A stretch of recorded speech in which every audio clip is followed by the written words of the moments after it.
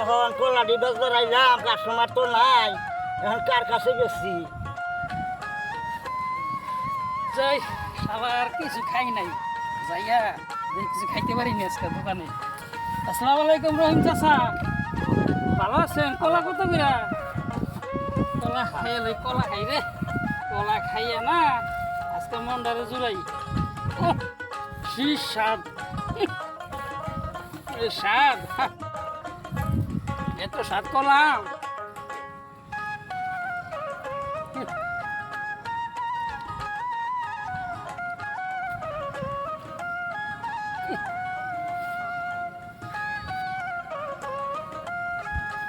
কলার দাম কত?